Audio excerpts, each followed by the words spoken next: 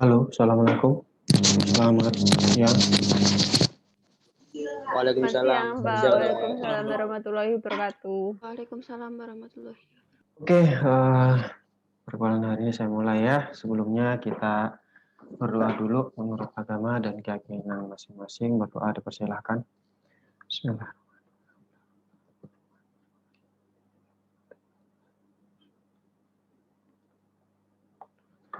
Oke, dapat diakhiri. Oke, materi pada hari ini kita melanjutkan materi yang minggu lalu ya, pertemuan sebelumnya. Jadi pertemuan sebelumnya kita sudah masuk ke dalam materi tekanan tanah lateral, di mana tekanan tanah lateral itu nanti akan dibutuhkan untuk perencanaan dinding penahan tanah. Gitu. Nah, minggu ini kita akan mempelajari tentang stabilitasnya, stabilitas dinding penahan tanahnya, sehingga nanti kita perlu mendesain ya. Jadi itu kita nanti desain kita itu terhadap stabilitas yang nanti ada, jadi ada 3 stabilitas nanti, stabilitas terhadap guling, geser, dan daya dukungnya, itu masuk atau enggak, begitu. Jadi, pasti semua desain ya, jadi semua desain, semua perencanaan itu pasti ada kriterianya, ada syaratnya ya. Nah, kalau di PT, persyaratannya adalah 3 itu tadi. Gitu. Nah, minggu ini itu yang akan Anda pelajari. Oke, nah ini ya yang sudah saya paparkan tadi. Jadi ada 3 macam stabilitas. Jadi stabilitas terhadap guling. Jadi dia karena tanah timbunan ya ataupun lereng itu dia memiliki tekanan tanah lateral, di mana lateral itu kan dia cenderung untuk menggeser ya, bergerak ke arah horizontal gitu kan. Karena dia bergerak ke arah horizontal, maka ada kecenderungan untuk DPT dia itu akan menyebabkan guling gitu ya, mengguling seperti ini. Ataupun juga bisa menggeser. Nah, kalau geser seperti ini. Nah, atau terhadap daya dukungnya. Jadi meskipun kita buat gitu ya, semua bangunan apapun itu, kita perlu juga cek terhadap daya dukungnya itu bagaimana. Kira-kira tanahnya mumpuni nggak kalau misalkan kita buat DPT di situ. Kayak gitu. Jangan-jangan nanti gulingnya oke, gesernya oke, tapi dia tanahnya malah ambles gara-gara nggak kuat terhadap daya dukungnya sendiri. Nah, itu jangan sampai. Begitu. Ini ada satu lagi tambahan ya. Jadi dia cek terhadap bidang longsornya gitu. Jangan sampai Anda menggunakan suatu perbaikan itu tidak pada tempatnya gitu ya. Nah, kalau dinding penahan tanah itu cocoknya untuk mengatasi garis kelongsoran yang dangkal. Gitu. Jadi kalau misalkan dia itu garis kelongsoran yang kita dapatkan nanti ternyata dia sangatlah dalam, ya. Jadi contohnya seperti ini.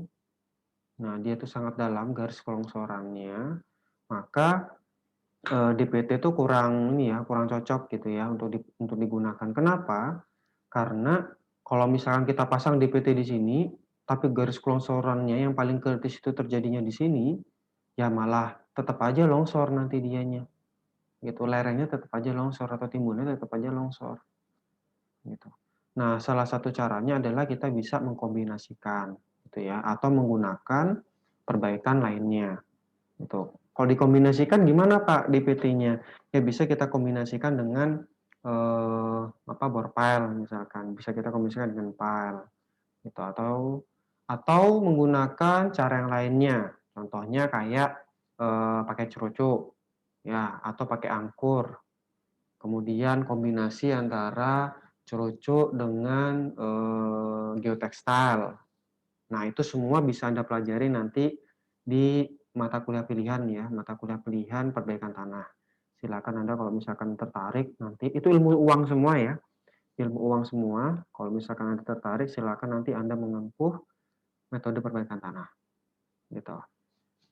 Nah, jadi sekali lagi DPT itu hanya cocok jika garis kelongsoran yang didapatkan itu dia dangkal. Nah, dangkal itu maksudnya dia tuh hanya sampai di ujung sini, gitu ya. Jadi nggak dalam seperti ini. Itu kalau misalkan Anda dapatnya garis kelongsornya dalam seperti ini, nah itu ya lebih baik jangan DPT atau DPT boleh tapi harus dikombinasikan. Itu pokoknya dia harus memotong garis kelongsoran, ya. Pokoknya dia harus memotong garis kelongsoran. Jangan sampai dia itu malah berada apa ya di atasnya ya garis kelongsoran ya malah longsor dia tetap aja longsor meskipun kita pakai DPT di sini gitu. Jadi memang langkah awal kalau misalkan Anda mau merencanakan itu ya harus dicek dulu ya garis kelongsorannya itu berada di mana gitu. Misalkan Anda nimbun gitu ya. Nimbun, saya punya timbunan, Pak. Gitu. Misalkan seperti ini timbunannya. Nah, misalkan seperti ini gitu ya. Nah, Anda harus cek dulu nih garis kelongsorannya bentuknya gimana. Yang paling ini yang paling kritis ya. Nah, kalau paling kritis kan berarti dia itu harusnya severity faktornya kurang dari 1 gitu. Nah, kalau ternyata severity faktor yang paling kecil garis keruntuhannya itu letaknya seperti ini, Pak. Ini saya ganti aja warnanya. Nah, seperti ini, Pak. Gitu ya, garis kelongsorannya yang terjadi. Nah, kalau garis kelongsorannya terjadi seperti ini, Anda bisa pakai DPT. Ya, jadi DPT-nya nanti langsung aja dipasang. Dipasang di sebelah sini. Nah, kan sudah apa ya? Kan sudah terhalangin kan ini kan di mana apa garis kelongsorannya. Gitu.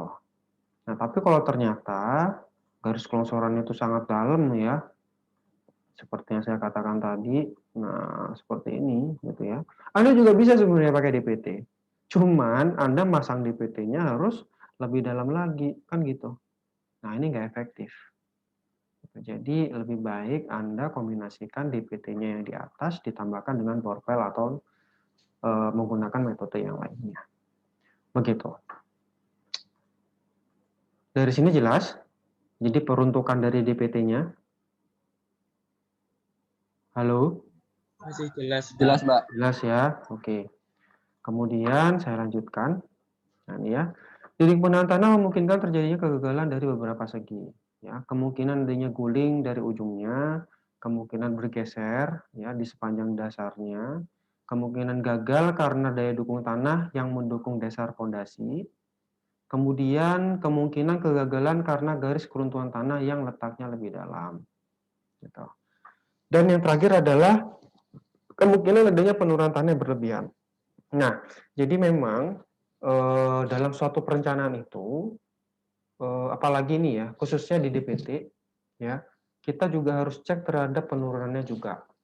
Gitu. Nah, kalau misalkan ternyata tanah Anda itu adalah tanah lempung yang sangat amat lunak sekali. Nah, itu biasanya kalau lempungnya itu sangat lunak, dia itu seketika dia itu diberikan beban, dia itu akan mengalami konsolidasi terlebih dahulu. Nah, itu sangat bahaya gitu ya. Karena konsolidasi yang bakalan terjadi itu akan sangat besar sekali dan itu akan menyebabkan penurunan yang sangat tinggi. Nah, itu kita juga ini ya ada apa penurunan izinnya juga gitu kan ya. Jadi jangan sampai nanti Anda itu mendirikan suatu bangunan tapi tanpa dicek berapakah penurunan tanah yang terjadi. Jadi Anda cek juga nanti ya. Kalau misalkan saya bangun bangunan di sini, penurunannya berapa yang akan terjadi? Gitu ya. Nah, kalau misalkan penurunannya itu sangat besar, maka mau tidak mau Anda harus perbaiki tanahnya dulu terhadap penurunannya. Itu bisa dengan cara prefabricated drain gitu ya. Jadi PVD ya. Jadi itu salah satu cara untuk mengatasi penurunan tanah yang berlebihan. Nah, itu sekali lagi cara-cara itu nanti akan diajarkan di metode perbaikan tanah. Begitu. Nah, setelah nanti penurunan tanah yang berlebihannya itu sudah selesai gitu ya, baru Anda aman nanti kalau mau buat dinding penahan tanah di sana. Itu tinggal dicek terhadap guling ya. guling, geser, kemudian daya dukung tanahnya sendiri, gitu. Dan juga garis longsoran yang terjadi. Gitu. Itu ya, jadi 5 ini yang paling penting Anda perhatikan dalam perencanaan dinding penahan tanahnya. Semuanya ya, semua baik itu pondasi juga harus dicek, penurunan tanahnya juga berapa. Itu kalau misalkan penurunan tanahnya itu sangat besar sekali, sampai 1 meter, 2 meter gitu ya, itu 50 cm pun itu juga termasuk besar gitu. Tapi kalau 50 cm itu terjadinya itu sampai 1000 tahun gitu ya, itu mah nggak masalah gitu. 50 cm 1000 tahun itu ada kemungkinan besar nanti terjadinya akan settle-nya itu bersamaan. Nah, yang paling harus dihilangkan itu adalah penurunan terhadap konsolidasi. Itu yang menjadi perhatian. Gitu. Penurunan terhadap konsolidasi. Oke, salah satu stabilitas yang perlu kita cek adalah stabilitas guling ya. Nah, skemanya seperti ini.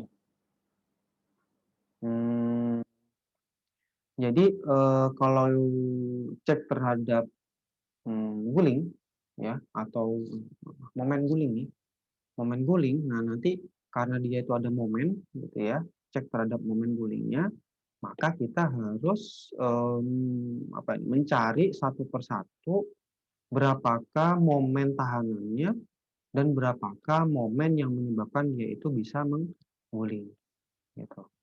Jadi momen tahanannya, ya kalau saya menyebutkan momen berarti dia adalah gaya dikalikan dengan jarak. Gitu ya. Berarti kita cari gaya semua tahanannya dikalikan dengan jaraknya nanti dan gaya yang bekerja untuk menggulingkan dikalikan dengan jaraknya. Gitu. Nah, jaraknya itu jarak apa, Pak? Ya jarak yang menyebabkan momen itu terjadi. Gitu. Nah, titik guling dari suatu DPT itu berada pada ujungnya ya, toe-nya ini. Nah, titik gulingnya itu adalah di titik C ini.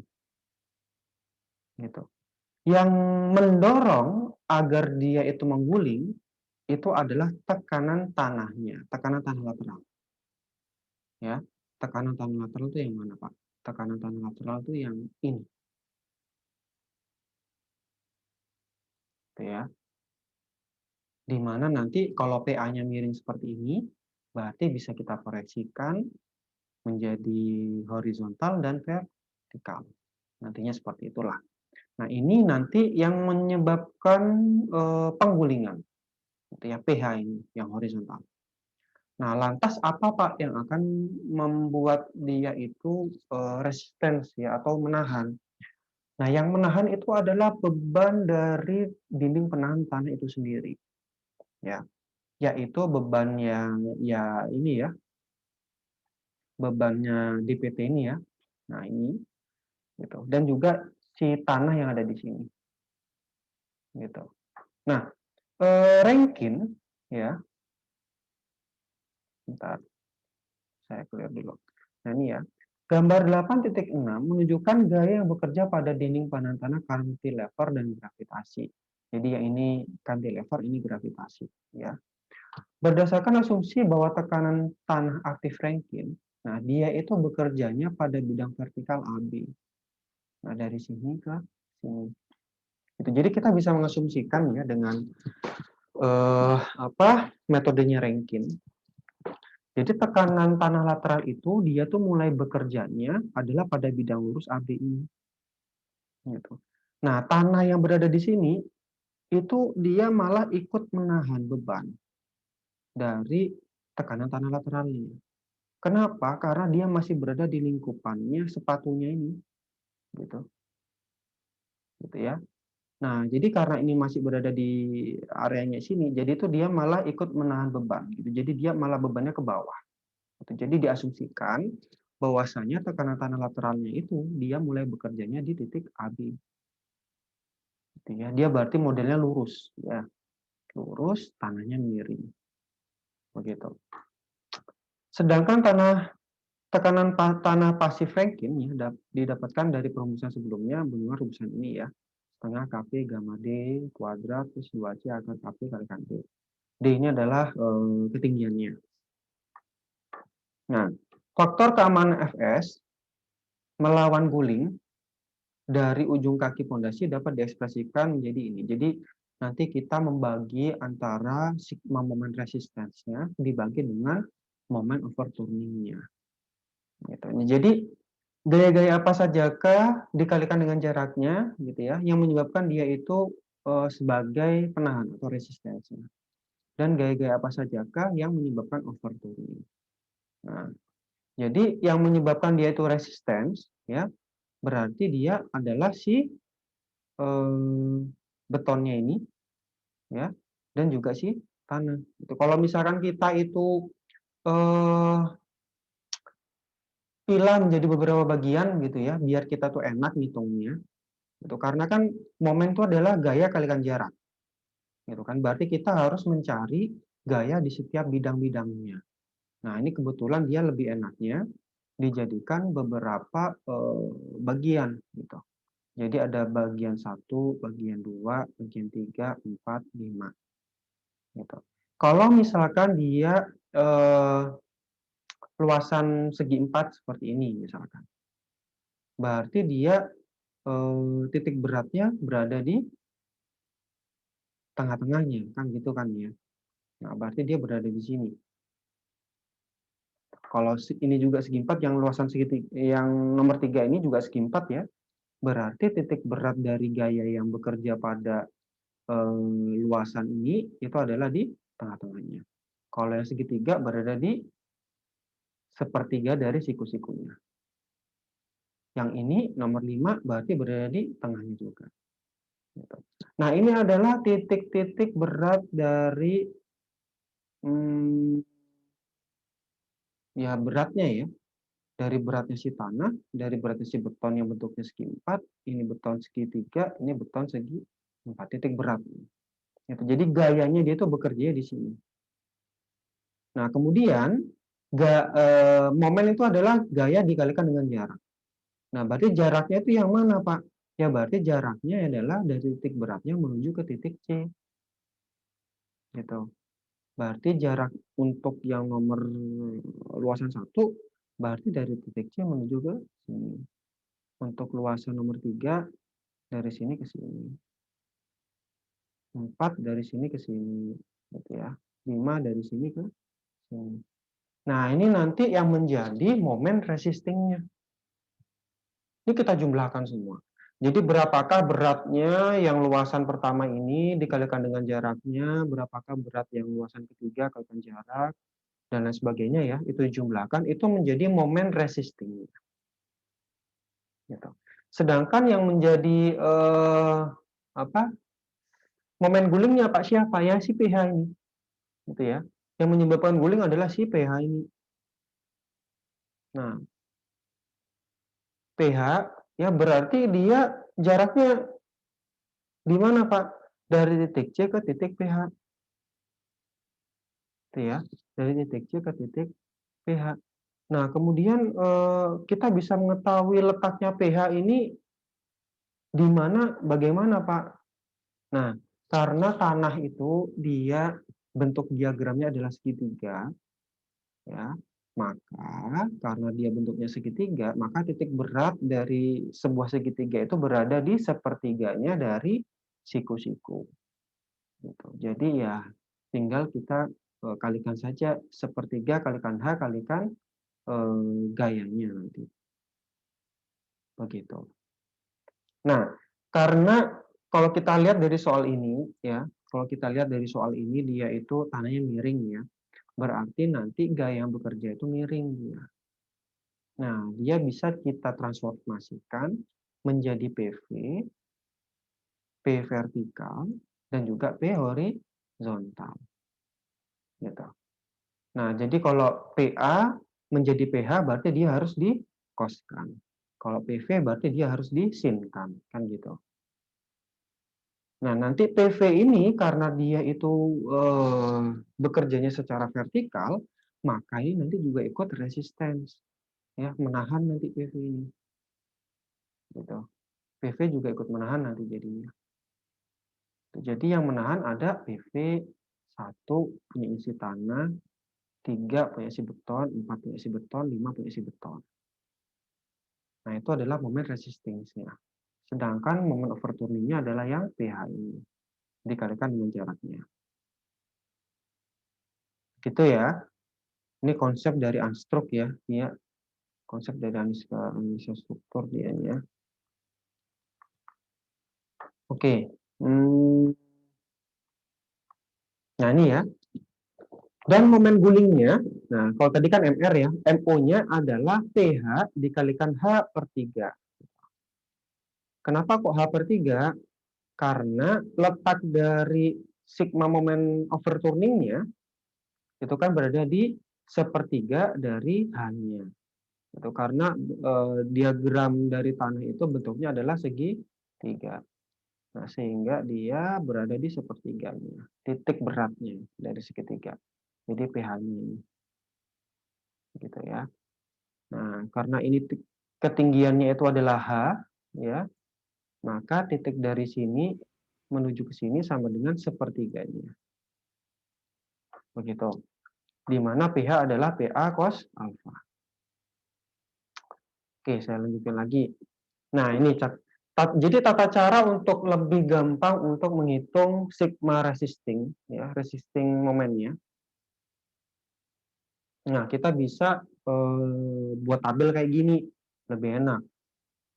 Gitu ya. Jadi kita bedakan sectionnya, ya. Ini section 1, 2, 3, 4, 5, 6, ini ada 6 ya dia. Di contohnya saja. Nah, kemudian nanti kita tulis areanya, ini area 1, area 2, berarti luasan 1, 2, 3, 4, 5, 6. Nah, kemudian berat dari setiap sectionnya. Nah, beratnya bisa kita dapatkan dengan cara mengalihkan gamma dari bendanya tersebut. Kalau bendanya itu beton, berarti nanti pakai gamanya beton. Kalau gamanya itu tanah, bendanya itu tanah, berarti nanti pakai gamanya tanah. Gitu ya. Jadi gamma dikalikan dengan luasan dari sectionnya. Kalau misalkan dia bentuknya segitiga, berarti nanti pakai luasan segitiga. Tinggal dikalikan dengan gamma dari benda itu. Nah, itu sudah menjadi berat per unit lengthnya. Jadi berat per panjangnya. Gitu. Nah, kemudian untuk momen arm, ini adalah jaraknya, ya, X1. Kemudian untuk momen about C-nya, jadi ini momen yang terjadi, tinggal kita kalikan saja W1 kalikan X1. Jadi W ini adalah bebannya, dikalikan dengan jaraknya menjadi momen. Nah, kemudian kita tinggal jumlahkan di sini semuanya. Ini adalah sigma MR-nya, momen resistingnya. Gitu. Sigma V-nya juga bisa kita ketahui ya, berapakah total beban tahanannya. Gitu. Nah, di sini juga ada PV ya. Tuh kan, PV ini juga ikut menahan dianya nanti. Ini dikalikan dengan B. B ini adalah jaraknya dari PV. Nah, ini dari PV menuju ke C. Jadi jarak lebarnya ini. Begitu. Nah, jadi sigma MR-nya bisa kita ketahui ya. Sigma MU-nya pakai rumusan ini sudah ketemu deh berapakah Fs yang kita dapatkan dari desain kita. Gitu. Nah, ini ya. Nah, nih, berat dari tanah di atas tumit fondasi dan berat dari beton berkontribusi sebagai momen tahanan. Gaya PV juga berkontribusi terhadap momen tahanan. PV adalah komponen vertikal dari gaya aktif PA, atau PV sama dengan PA sin alfa. Momen dari PV dari titik C sama dengan PV kalikan B ya, sama dengan PA sin alfa kalikan B, di mana B adalah lebar dari base slab-nya. Nah, jadi kita membahas yang ini, PV kalikan B ini. Nah, setelah sigma MR diketahui, maka faktor keamanannya dapat dihitung menjadi seperti ini ya. Ini adalah sigma MR-nya, yang atas ini. Yang ini adalah sigma MO-nya. Gitu. Nah, untuk Fs, tafsiran Fs itu terhadap guling itu antara 2 sampai 3. Atau bisa cek di SNI ya, kira-kira faktor keamanan terhadap cooling itu berapa. Begitu. Mungkin dari sini ada yang mau ditanyakan mengenai stabilitas terhadap cooling. Ada? Belum, Pak. Belum, Pak. Belum ya. Jadi intinya nanti Anda menghitung berapakah momen resistingnya dibagi dengan momen overturning-nya. Jadi momen yang menahan dibagi dengan momen yang mengguling. Nah, untuk mencari momen berarti Anda perlu mencari gaya-gaya di setiap section-nya itu tadi dikalikan dengan jaraknya. Gitu. Jadi paling enak udah pakai tabel ini. Gitu ya. Perhitungan ini tuh nanti juga Anda pakai dalam ini loh, irigasi bangunan 2. Jadi tugas irbang, tugas besar irbang. Itu juga Anda gunakan tuh nanti untuk mencari stabilitas guling itu nanti. Oke, saya lanjutkan ke stabilitas geser. Nah, kalau stabilitas geser berarti dia kecenderungan untuk menggeser. Gitu kan? Yang menggeser siapa? Yang menggeser berarti dia adalah tekanan lateralnya, yaitu pH ini. Nah, pH ini yang bergeser. Yang menahan siapa? Yang menahan itu adalah gaya lekatan antara base slab-nya dengan si tanah. Nah, yang menahan ini. Begitu. PP ini juga bisa berkontribusi untuk menahan juga.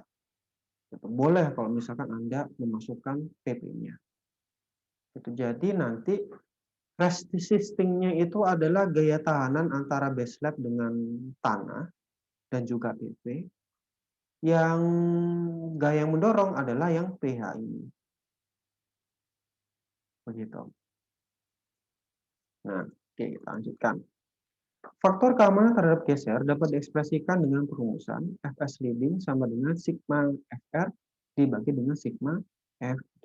Jadi R ini dari kata yang resistance, kalau D ini dari kata driving. Jadi driving itu yang bekerja ya. Jadi horizontal force-nya. Gitu. Jadi nanti kita cek berapakah gaya resistingnya dan gaya yang mendorongnya. Nah, gambar 8.7 mengindikasikan bahwa kuat geser dari tanah secara langsung di bawah fondasi dapat diekspresikan sebagai S sama dengan sigma aksen tan delta plus C aksen alfa. Di mana delta aksen sama dengan sudut geser antara tanah dengan base slab. Ya, jadi delta aksen ini sama dengan sudut geser ya antara tanah dengan base slab-nya. Jadi yang bekerja di sini. Sedangkan C aksen A-nya itu adalah adesi antara tanah dengan base slab-nya. Itu ya. Nanti untuk delta dan CA-nya ini harus kita ketahui. Itu kalau sigma aksennya ini kan dia tegangan efektif ya. Nah, jadi bisa Anda cari tegangan efektif secara biasanya. Yang sudah Anda pelajari di mekanika tanah ya. Nah, maka gaya tahanan maksimum yang dapat diatasi dari tanah persatuan panjang dinding di sepanjang alas fondasi ya, adalah rumusannya ini. R aksen sama dengan S dikalikan dengan area of cross section. Jadi dikalikan dengan luasan persatuan panjangnya.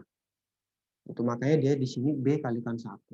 B itu adalah lebar slabnya, 1 itu adalah per meter panjang dari dinding penahan tanah. Gitu. Nah, di mana S adalah yang ini ya rumusannya. Kemudian B-nya itu adalah lebar slabnya. Nah, sehingga kalau misalnya kita gabungkan menjadi seperti ini.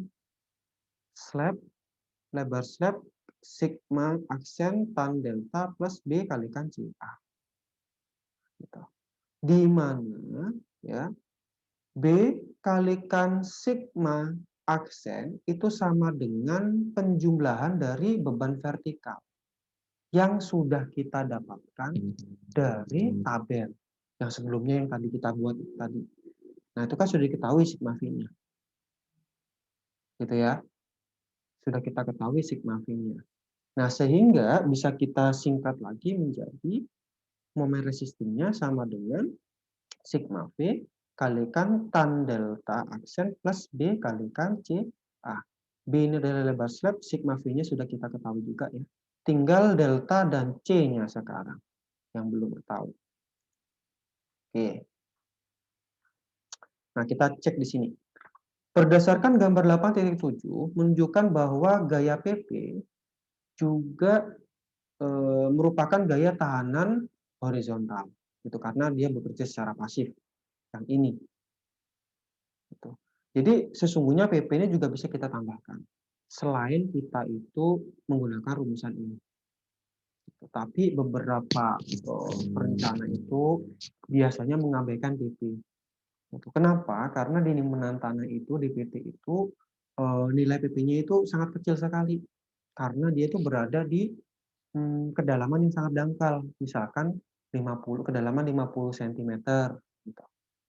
Kecuali dinding penahan tanahmu itu Anda taruh di kedalaman 2 meter misalkan. Base slab-nya. Base slab-nya ini di kedalaman 2 meter sehingga PP-nya ini bekerja lebih besar gitu. Nah, itu boleh tuh dipertimbangkan. Itu wajib lah dipertimbangkan. Gitu. Jadi kalau misalkan dia itu base slab-nya itu terletak di kedalaman 50 cm, gitu, itu mayoritas biasanya diabaikan. Jadi lebih baik kita mempertimbangkan berdasarkan dinding penahan tanahnya saja. Gitu. Kalau misalkan dinding penahan tanahnya saja itu sudah aman, gitu ya, dari rumusan ini saja kita sudah aman, gitu ya, apalagi ditambah ini, kan berarti kan tambah aman kan gitu. Maksudnya seperti itu. Maka dari itu kalau misalkan itu terlalu dangkal, biasanya PP-nya kita amankan. Itu ya. Satu-satunya gaya horizontal yang membuat dinding menjadi bergeser adalah komponen horizontal dari tekanan aktifnya, dari pH ya. Sehingga sigma F drive-nya, driving-nya itu adalah PA cos alpha. Jadi yang pH ini ya. Tuh. Sehingga dapat dirumuskan ya Fs sliding-nya sama dengan sigma V tan delta plus B kalikan C aksen A plus PP dibagi dengan PA cos alpha. Yang ini adalah yang resistingnya, yang ini adalah yang drivingnya. Nah, faktor keamanan minimumnya adalah 1,5. Nah, di dalam beberapa kasus tekanan pasif ini diabaikan dalam perhitungan faktor keamanan terhadap BSA. Nah, kemudian untuk nilai delta dan nilai CA itu bisa kita jabarkan lagi menjadi K1 kalikan V aksen dan untuk C aksen A-nya sama dengan K2 kalikan C aksen. Di mana V ini adalah sudut geser. Kalau C ini adalah kohesi. Sudut geser ini yang berada, sudut gesernya tanah ya. Sudut geser dari tanah yang tepat berada di bawah slab-nya. Nah, jadi tergantung dari slab-nya itu, ya, bagian bawah dari DPT-nya itu terletaknya di tanah yang mana. Nah, jadi tepat ya. Jadi V-nya ini, V dan C-nya ini mengambil tanah yang berada di tepat di bawahnya slab-nya. Pada kebanyakan kasus, untuk nilai K1 dan K2 ini nilainya antara setengah sampai 2/3. Setengah berarti 0,5 ya. Kalau 2/3 dia sekitar 0,667 atau 0,67 lah. Antara 0,5 sampai 0,67. Nah, sehingga kalau misalkan kita masukkan ya rumusan delta dan CA ini ke sini, dia lebih dijabarkan lagi. Gitu. Menjadi ini ya. Nah, ini untuk yang sliding. Gitu. Nah, jika faktor keamanan tidak terpenuhi, bagaimana Pak? Ya berarti ya harus kita redesign ya pastinya. Bisa kita dengan meningkatkan lebar dari alas pondasi. Ya. Kalau kita meningkatkan lebar atau kita memperlebar lagi alas dari pondasi, berarti dia akan mempengaruhi di yang B ini, rumusan B ini. Ini kan dijumlahkan ya resistingnya. Semakin lebar ini, berarti kan semakin besar nanti jadinya. Gitu. pasti sigma V-nya juga akan berpengaruh juga kan kita. Sigma V-nya akan tambah besar nanti.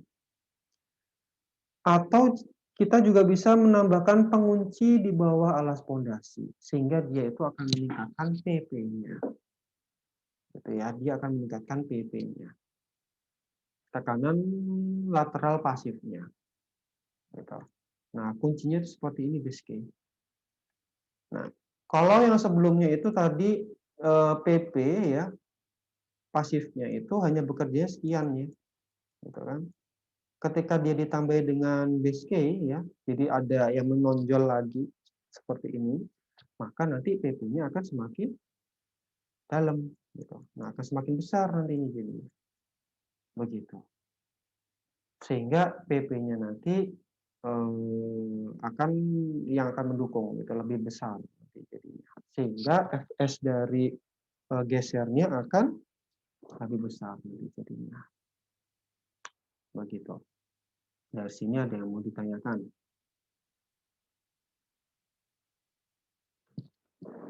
Gimana? Ada yang mau ditanyakan? Apakah penjelasan saya sudah jelas?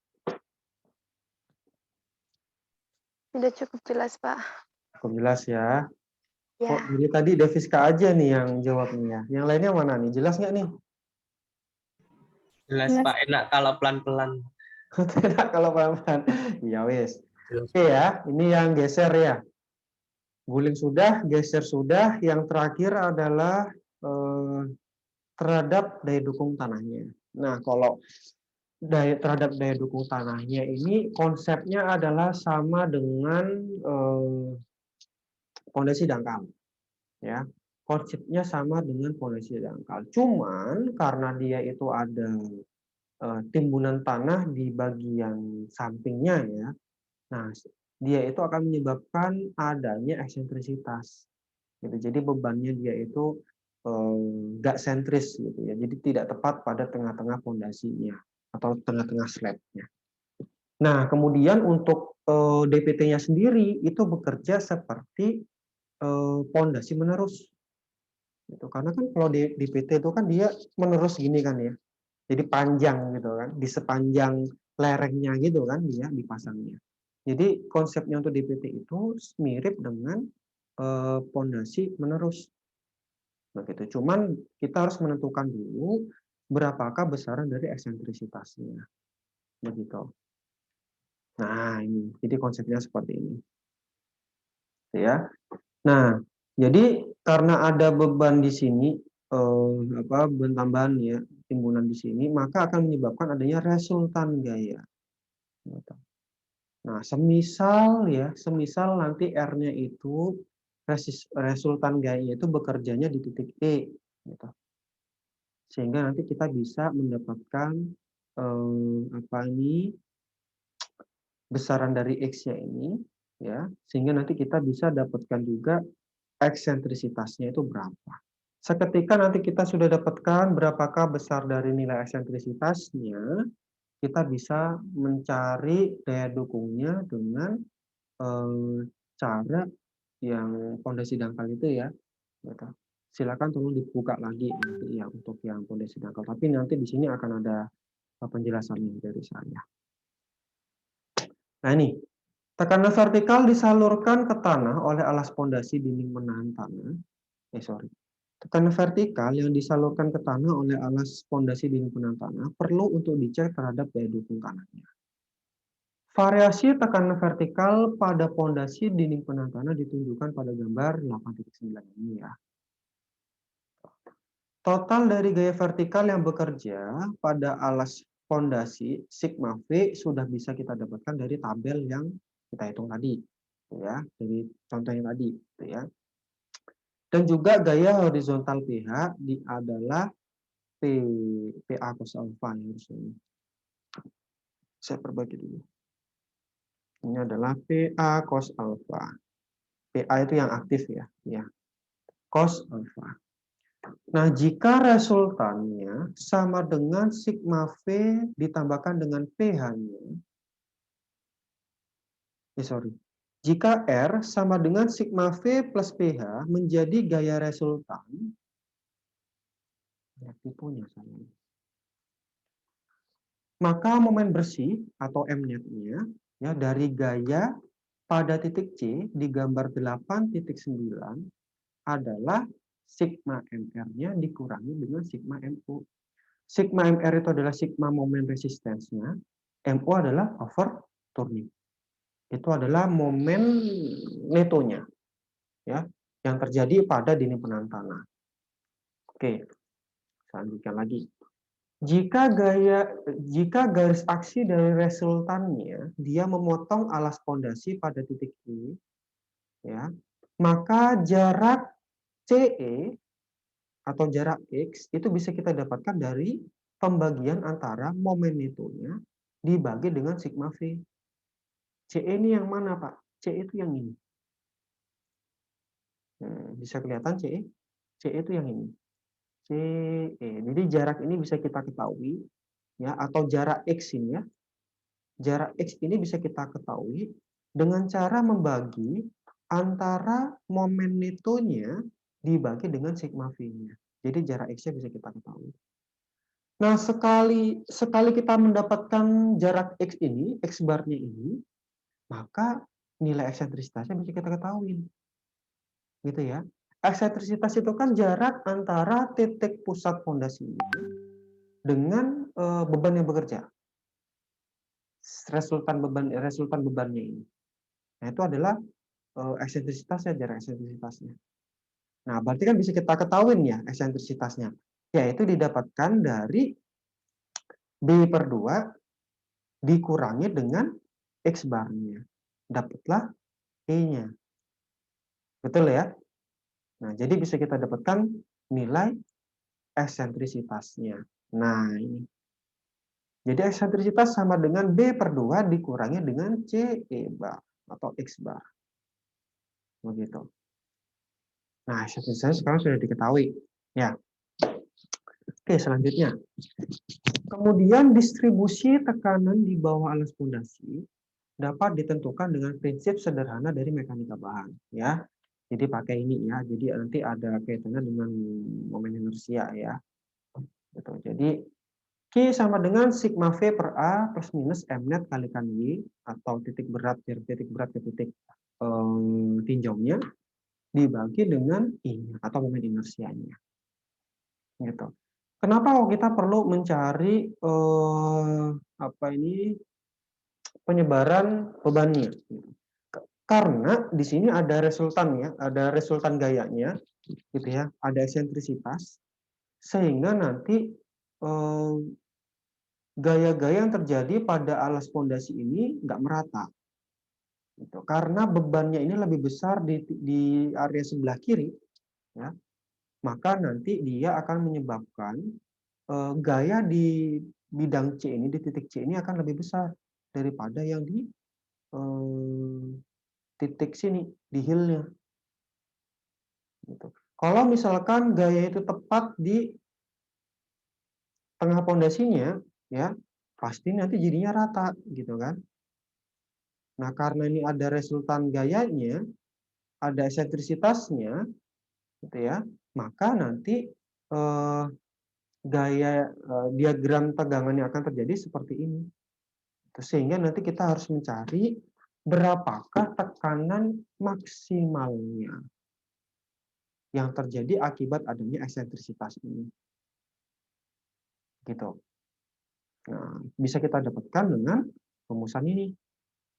Ya, sigma V dibagi A plus minus M-net kalikan Y per I atau momen inersia. Ya. Plus minus ya. Yang plus ini akan menjadi yang paling maksimum, yang minus akan menjadi yang paling minimum. Jadi yang plus itu nanti akan menjadi di sini. Min-nya ada di sini, ya. Sigma V per A ditambahkan M-net kalikan Y per I. Itu menjadi yang Qmax-nya. Kalau sigma V per A dikurangi M-net kalikan Y per I itu akan menjadi yang minimumnya. Gitu. Ya, di mana I adalah momen inersianya ya. Persatuan panjang dari base-nya. 1/12 ini HB pangkat 3 ya. Ini pakai satunya itu adalah persatuan panjangnya. Ya. Nah, sehingga kalau misalnya kita gabungkan, ya, menjadi seperti ini. Ya, kita cek dulu. Yang ini dulu. Nah, ya, sigma V dibagi dengan A-nya itu merupakan panjang kali lebar kan ya, di mana lebarnya itu adalah B, panjangnya itu adalah persatuan panjang dari dinding penahan tanahnya. Kemudian E kalikan sigma V per B, E kalikan B per 2. Oke. Ini merupakan M-net dikalikan dengan Y. Ya, bentar. M-net itu sama dengan sigma V kalikan E ini. Yaitu adalah M-net-nya. Kan ini ya M-net-nya. Atau bisa pakai sigma MR min sigma MO. Gitu ya. Tapi kita bisa menggunakan ini juga, sigma V kalikan E. Sigma V kalikan E. Sedangkan Y-nya sama dengan B per 2. Ya, karena kan dia letaknya dari titik berat dari apa nih namanya? Segi 4 kan ya, menuju ke titik C-nya. Nah, jadi dia B per 2. Dibagi dengan 1/12 B pangkat 3. Itu adalah momen inersianya. Nah, yang ini. Sehingga bisa kita sederhanakan menjadi ini. Ya, rumusannya. Ini yang plus, ini yang minus. Yang plus menjadi Qmax-nya, yang minus menjadi Qmin-nya. Besaran Qmax ini yang kita dapatkan nanti akan menjadi nilai yang di sini. Qmin-nya di sini. Begitu. Nah, nanti Qmax ya, Qmax ini dia akan menjadi menjadi nilai patokan untuk menentukan apakah daya dukungnya kita itu masuk atau enggak. Gitu. Ini Qmax ini menjadi bebannya. Jadi beban yang bekerja. Gitu. Nah, beban yang bekerja ini sebesar Qmax, gitu kan. Nah, kira-kira daya dukungnya kita itu berapa? Apakah kita sudah bisa paling tidak menahan Qmax-nya ini?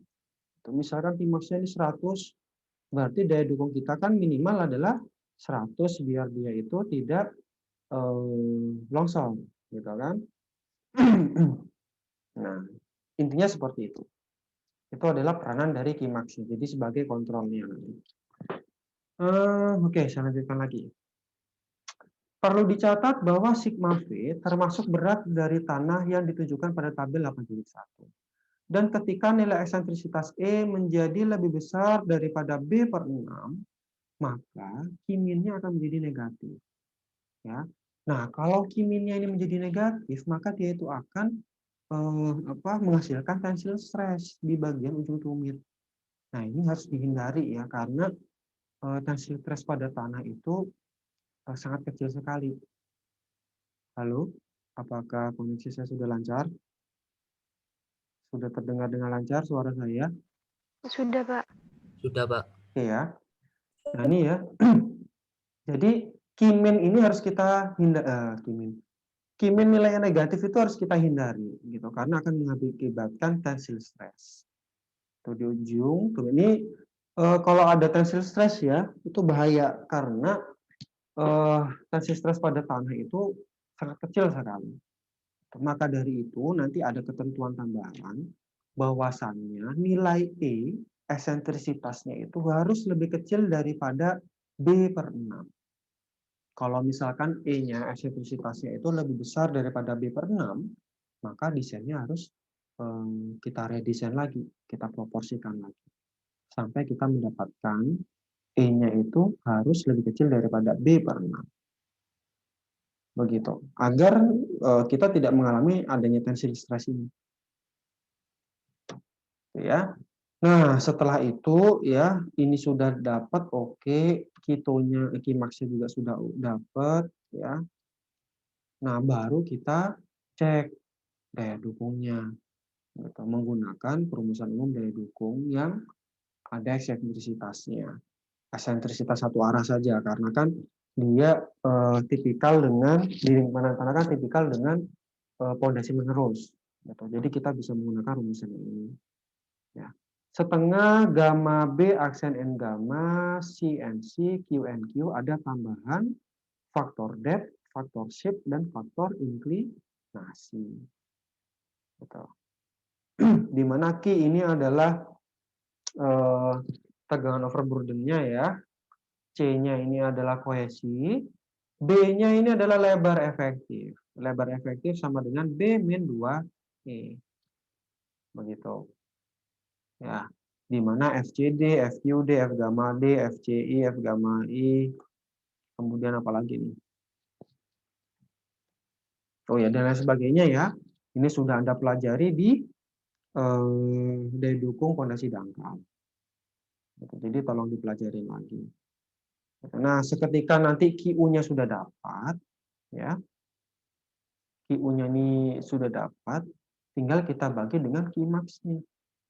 Ya, itu merupakan faktor keamanan yang kita hasilkan nantinya.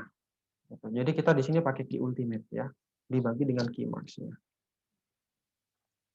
Nah, pada umumnya faktor keamanan untuk stabilitas terhadap daya dukung tanah itu kita pakainya 3. Ya.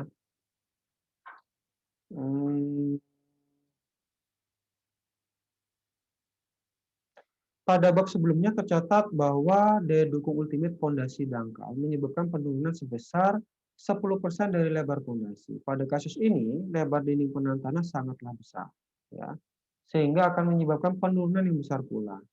Faktor keamanan sebesar 3 tersebut tidak dapat memastikan penurunan struktur tersebut masuk ke dalam batas toleransi dari semua kasus, sehingga perlu diinvestigasi lebih lanjut. Jadi penting buat Anda tetap untuk memperhatikan berapakah besar penurunannya. Kalau penurunannya itu sangat berlebihan, maka mau tidak mau harus Anda perbaiki dulu tanahnya. Tapi kalau misalkan penurunan dihasilkan itu sangatlah kecil, ya, maka tidak perlu Anda tidak perlu diperbaiki ya, tidak perlu diperbaiki maksudnya. Nah, perbaikan tanah untuk konsolidasi atau penurunan itu nanti bisa Anda dapatkan di perkuliahan metode perbaikan tanah. Oke, ya. Nah, oke, untuk yang didukung tanah, apakah ada yang mau ditanyakan sebelum kita bahas mengenai contoh soalnya? Bisa dipahami kira-kira? Jadi, Anda tinggal cari dulu Qmax Qmin, ya, kemudian cek terhadap eksentrisitasnya, apakah dia itu sudah lebih kecil daripada P per 6. Setelah Qmax-nya dapat, ini juga masuk, ya. Kemudian tinggal Anda cari daya dukungnya, nah, tinggal dicek nanti berapakah efek yang didapatkan. Begitu. Itu untuk yang daya dukung tanah. Gimana? Dia mau ditanyakan dari sini? Jelas, Pak. Jelas ya. Iya. Jadi alhamdulillah lah gitu. Kalau gitu saya lanjutkan nih di contoh soal. Ya. Misalkan contoh soalnya seperti ini ya. Jadi sama seperti gambar yang sebelumnya ya. Cuman di sini juga sudah ada nilai-nilainya semuanya. Ya, dinding penantanya seperti ini. Dia tanahnya miring, alfanya sebesar 10 derajat. Ya. Kemudian apa lagi nih? Tanah di belakang dinding penahan tanah, ya, itu merupakan tanah pasir. Bisa kita lihat bahwasannya C-nya 0. Ya, kalau C-nya 0 tuh sudah pasti murni pasir dia. Tanahnya adalah pasir.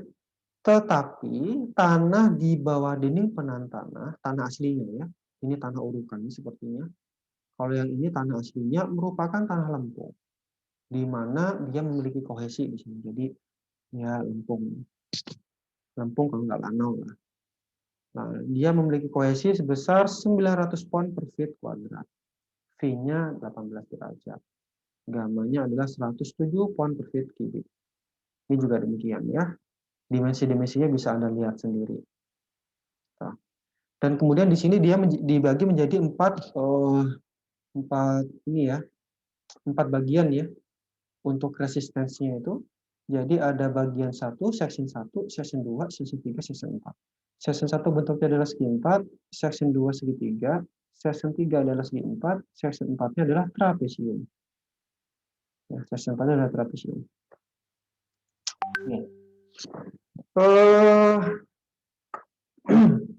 Nah, didapatkan dari gambar, ya, kita bisa mendapatkan tinggi total dari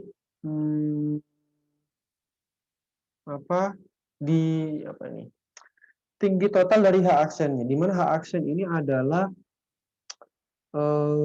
tinggi mulai bekerjanya PA-nya. Karena kan tadi kan kita sudah sudah ada materi tadi ya bahwasanya PA itu mulai bekerja pada bagian akhir slabnya. Nah, bagian sini seret. Jadi ini adalah merupakan H aksennya. Di mana H aksen sama dengan penjumlahan antara H1, H2 dan H3. Itu ya. Didapatkan sebesar 21,81 feet. Nah, H1 yang ini ya. 1,06 feet. Ya. H2 adalah 18, H3-nya adalah 2,75. 18, 2,75. Nah, langkah yang pertama adalah kita cari PA-nya dulu. Berapakah besar PA-nya? Nah, tekanan tanah aktifnya kan sudah Anda pelajari ya sebelumnya di materi pertemuan sebelumnya. Gitu. Nah, yang menjadi masalah itu adalah nilai dari K. Gitu. Nah, karena di sini itu adalah tanahnya dia miring, tanah timbunan adalah miring. Kemudian dinding penatannya adalah lurus, ya. Kemudian tanahnya adalah pasir. Nah, berarti nanti kita menggunakan yang ini. Kita menggunakan kasus khusus, ya, di mana menggunakan rumusan Rankine. Kemudian tanahnya di belakang DPT-nya itu adalah miring. Kemudian jenis tanahnya adalah pasir. Nah, di materi minggu lalu itu ada tabelnya. Nah, dari tabel 71 ini. Nah, di mana tabel itu dia membutuhkan nilai V dan nilai alfa. Sehingga didapatkan KA-nya sebesar 0,294. Sebentar, saya coba tunjukkan ya.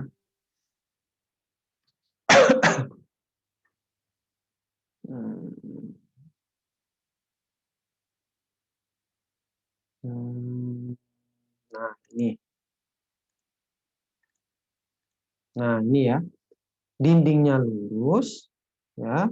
Timbunannya miring. Kemudian tanahnya adalah pasir. Nah, dia menggunakan tabel 7.1 ini. Ya, nah, tabel ini. Jadi dia ini adalah alfanya, ini adalah V-nya. Atau bisa kita langsung menggunakan rumusan yang ini kan. Begitu. Ya. Nah, dia langsung menggunakan tabel itu ya.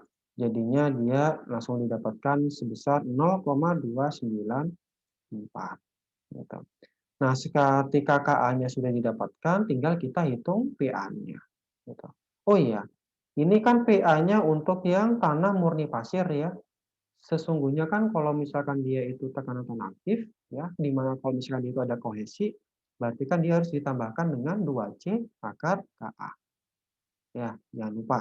Kalau ini tanahnya dia itu pasir, di mana C-nya 0, maka plus min 2C akar KA-nya, min 2C akar KA-nya bisa kita abaikan. Gitu. Makanya di sini nggak ditulis. Gitu. Tinggal setengah gamma H kuadrat KA saja. Gitu. Kalau PP kan tadi kan ini ya. Mana rumusan PP tadi? Nah, PP kan ini ya. 2C akar KAH. Gitu. Nah, karena ini tadi C-nya 0, maka ini bisa kita hapus. Gitu. Ini tapi yang PP ya. Kalau PA kan dia nih diminuskan. Kemudian KA-nya sama dengan minus ini. Gitu.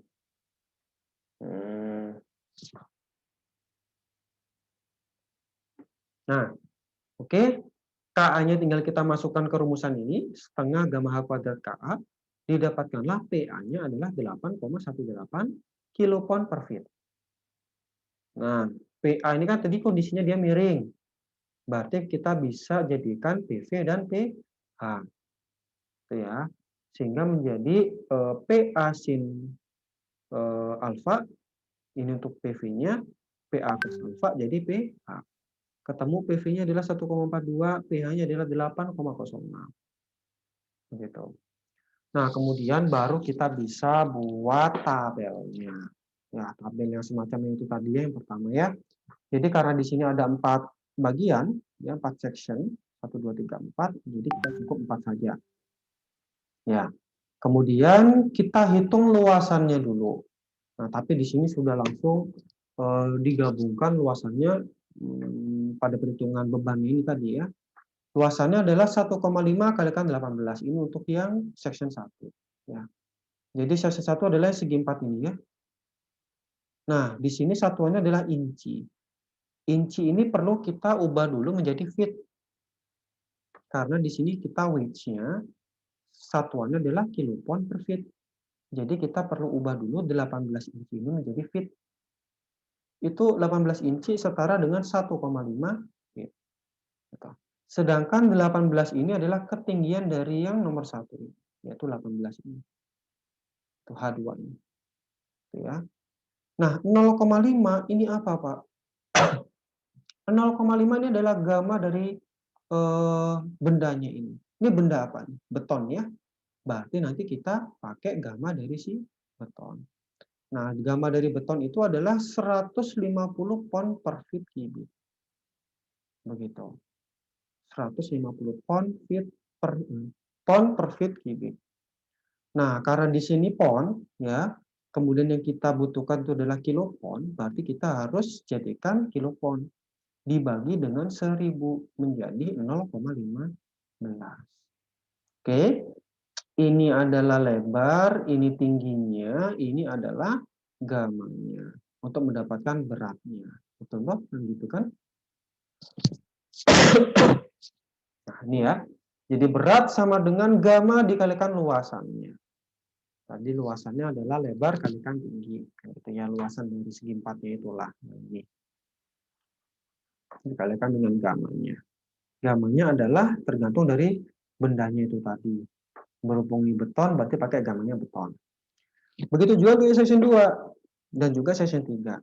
Karena section 2 ini dia bentuknya adalah segitiga, maka nanti pakai luasannya segitiga. Ya. Nah, ini setengah kali alas kali tinggi. Alasnya yang mana, Pak? Alasnya berarti dia ya. Alasnya area yang kedua ini yang dari sini ke sini. Nah, berarti bisa kita dapatkan dengan cara mengurangi 30 inci dikurangi 18 inci. Sama dengan sekitar 12 inci. 12 inci kita jadikan ke feet nantinya. Gitu. Nah, 12 inci itu sekitar 1 feet. Gitu ya. Dikalikan dengan ketinggiannya. Setengah kali alas kali tinggi. Tingginya adalah 18 ya. Kemudian dikalikan dengan gammanya 0,15. Ntar saya izin minum dulu ya, gatal ini.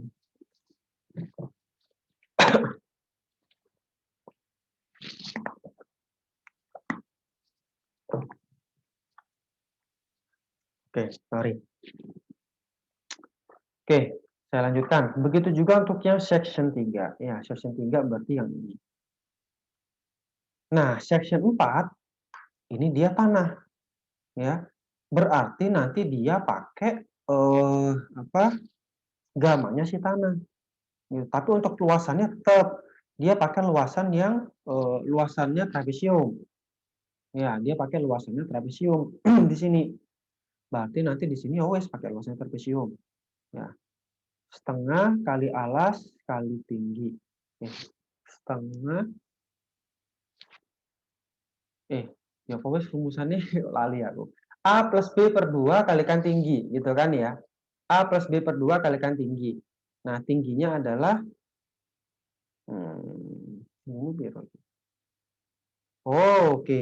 A-nya dia itu adalah 18 ya, ditambahkan dengan 1,06. Nah, ini 19,06. B-nya itu adalah yang 18 ini, yang ini. Ya, tingginya adalah yang 6 feet ini. Gitu. Sedangkan yang 0,117 ini adalah gamma dari si tanah. Nah, gamma tanahnya itu adalah tanah pasir ya. Berarti pakainya 117 pound per feet cubic. Nah, ini karena masih pound, berarti kita harus jadikan kilo pound. Menjadi dibagi 1000 jadi 0,117. Didapatkan untuk yang section 4 beratnya adalah 13,01 kilo pound per feet. Gitu. Nah, kemudian kita juga cek PV-nya. PV-nya dimasukkan ke sini ya, karena dia ikut menahan beban juga. Untuk PV-nya. PV, kemudian kita totalkan sigma V-nya berapa. Nah, kemudian momen armnya. Momen armnya ini adalah jarak ya. Jarak dari titik berat dari masing-masing section-nya. Oke. Berarti kalau yang section 1, berarti jaraknya adalah dari momen titik C menuju ke tengah-tengah dari segi empatnya ini. Gitu. Karena kan titik berat segi empat berada di tengah-tengahnya. Ya, mekanika bahan ya, tolong diingat. Kalau yang segitiga di sepertiganya dari siku-siku. Kalau yang ini di sini, nah kalau ini di tengahnya, gitu. Nah, kemudian kita cek ya untuk main armnya untuk yang section 1 didapatkan 5,75, section 2 sekian, section 3 sekian, section 4-nya sekian. Gitu. Sedangkan untuk PV ya, PV itu kan dia bekerjanya di sini. Nah, berarti jarak dari titik C menuju ke sini. Berarti sama saja dengan lebar slabnya. Lebar slabnya adalah sebesar 12,5 gitu. Kemudian kita tinggal hitung saja momennya. Di mana momen sama dengan berat dikalikan dengan jaraknya. Ketemulah total ininya. Sigma MR-nya ketemu 203,17. Gitu. Nah, setelah tabelnya sudah jadi ya, wis tinggal kita hitung deh ke belakangnya stabilitas terhadap guling. Ya, Fs over turning sama dengan sigma MR per MO, di mana MO-nya adalah pH kalikan H per 3. pH-nya adalah yang ini ya, PA cos alpha dikalikan dengan H aksen dibagi 3. H aksennya itu adalah ya ketinggian ini total semua ya. Dibagi 3. Ketemulah Fs over turning-nya sebesar 3,47. Lebih besar daripada yang disyaratkan, yaitu 2. Sehingga dia aman. Itu untuk over turning-nya. Jelas ya? Sigma MR sudah diketahui dari sini. Kemudian MU-nya dapat dari sini. Nah, kemudian sekarang yang sliding. Nah, sliding rumusnya yang ini. Sigma V tan ya, ini untuk yang delta kalikan B kalikan CA plus PP. Gitu. Di sini K-nya dia pakai sebesar 2/3, 0,667. Kemudian untuk PP-nya dia tidak memperhitungkan. Jadi dianggap sama dengan 0. Ya. Sehingga efek sliding-nya, PP-nya kita hapus, tinggal ini saja. Sigma V tan 2/3 V plus B kalikan 2/3 C aksen per PA cos alpha. Yang perlu Anda ingat adalah V dan C ini itu adalah sudut geser dan kohesi tanah yang tepat di bawah base slab-nya. Jadi menggunakan tanah yang di lapisan yang kedua. Jadi pada tanah aslinya. Jadi jangan sampai Anda pakai V dan C yang di tanah pasir sini. Salah. Ya, jadi pakai V dan C yang pada lapisan yang kedua. Yang tepat pada di bawah base slab-nya. Berarti V-nya kita pakai 18 derajat, C-nya kita pakai 900 pound per feet. Nah,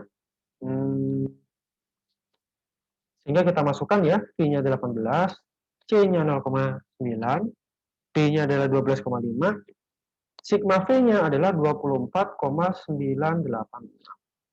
Didapatkan efek sliding-nya adalah 1,59. sudah lebih daripada yang disyaratkan, yaitu 1,5, sehingga dia aman. Tanpa PP pun dia sudah aman, apalagi dengan PP. Gitu ya, berarti dia akan tambah aman. Nah, ini untuk yang sliding. Yang terakhir adalah dicek terhadap daya dukungnya. Berarti kita harus cek dulu eksentrisitasnya. Tadi kan ada ketentuannya ya. Harus lebih kecil daripada B/6. Ya, kita cari dulu E-nya. Tadi kan untuk mencari eksentrisitasnya menggunakan rumusan ini. B/2 dikurangi sigma MR min sigma MO per sigma V. Ya. B/2 12,5 bagi 2 6,25 dikurangi sigma MR-nya adalah 203,17, sigma MO-nya adalah 58,6 dibagi dengan sigma V. Ketemulah eksentrisitasnya adalah 0,464 feet. Gitu. Nah, kemudian untuk B/6-nya sama dengan 2,08 feet. Karena ini sudah lebih kecil, berarti desain yang kita buat itu sudah oke. Itu ya, sudah bisa kita lanjutkan. Gitu. Nah, kemudian setelah eksentrisitas sudah kita dapatkan, kita cek Kimax dan Kimin. Nah, tapi karena yang kita butuhkan itu untuk daya dukung, itu ya, itu hanya Kimax-nya saja, yaitu Kito, berarti kita bisa menghitung ini saja. Tetapi kalau misalkan nanti ternyata saya suruh gambar gitu ya, diagramnya seperti ini, mana tadi?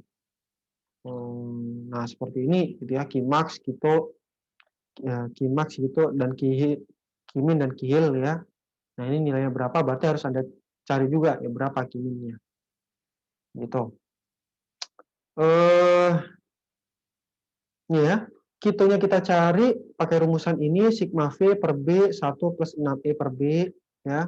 Didapatkan kitonya adalah 2,44 kilopon per feet kuadrat.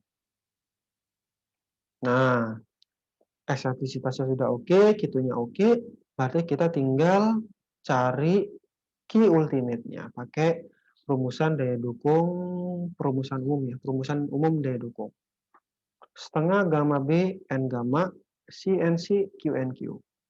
Ada tambahan faktor-faktor depth, faktor inklinasi, dan faktor shape. Ya, ini silakan Anda pelajari lagi. Untuk yang ini sudah saya terangkan di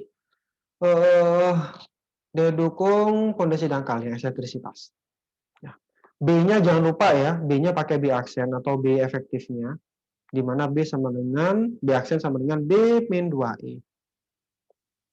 Q-nya ini adalah tegangan overburden-nya.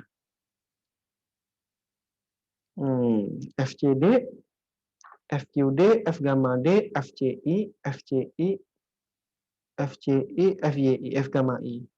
Ya. Setelah didapatkan nilai-nilainya semua, kita masukkan ke perumusan. Kita dapatkan QU-nya adalah 10,21 kilopon per feet kuadrat. Nah, tinggal kita masukkan perumusan Fs-nya ya. QU dapat 10,21. Kitonya adalah 2,44. Dan ternyata nilai Fs-nya didapatkan adalah 4,18 dan sudah lebih besar daripada yang disyaratkan yaitu 3. Sehingga desain kita untuk terhadap daya dukung tanah sudah oke. Begitu. Nah, untuk faktor keamanan terhadap geser, guling, daya dukung sudah aman. Tinggal Anda cek terhadap penurunannya. Penurunan yang dihasilkan berapa? Ya, penurunan yang dihasilkan misalkan dapatnya 1 meter. Nah, itu sangat dalam sekali, sangat besar sekali. Berarti nanti perlu ada rekomendasi perbaikan tanah akibat penurunan. Gitu. Nah, dicek juga ya nanti jangan lupa dicek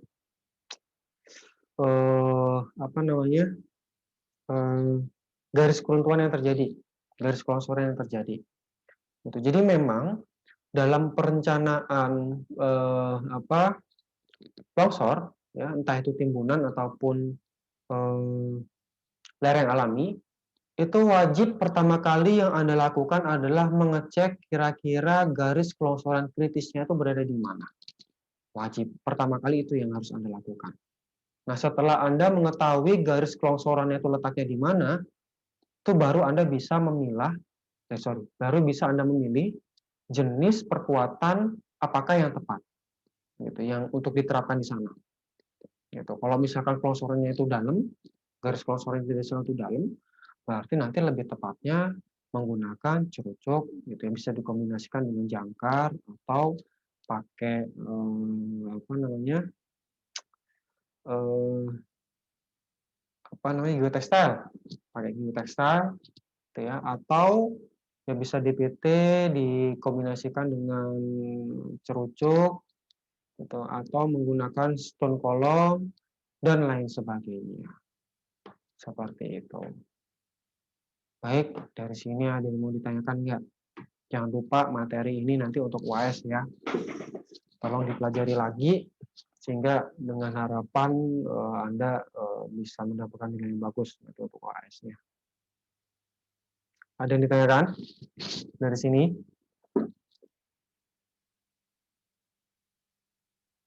Nggak ada. Ini dari tadi saya tok nih yang ngoceh ini. Dari kalian nggak ada yang tanya nih sama Masih sekali. belum ada, Pak. Nggak ada ya, beneran ya? Iya, ya Allah. Oke deh. Jadi saran saya tolong dipelajarin ya. Kalau bisa kerjakan ini soal-soal ini ya, coba dikerjakan, akan sangat membantu sekali bagi Anda pada saat mengerjakan UAS nanti. Ya. Jadi tolong ini dikerjakan sehingga Anda pada saat ngerjain UAS itu nggak gelagak penin apa? Nggak kebingungan lagi gitu ya. Oh, sudah tahu habis ini gitu. Jadi tolong dikerjakan, dicoba. Kalau Anda nggak coba itu kesusahan nanti. Gitu.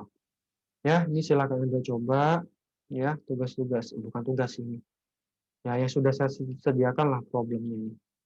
Agar Anda bisa belajar sendiri di rumah. Kemudian ini ada juga ya sampel 8.2, 8.3, silakan Anda pelajari sendiri. Intinya ya sama seperti yang sudah saya jelaskan sebelumnya. Gitu. Oke, kalau misalkan tidak ada yang mau ditanyakan, perkuliahan akan saya akhiri. Nggak ada ya?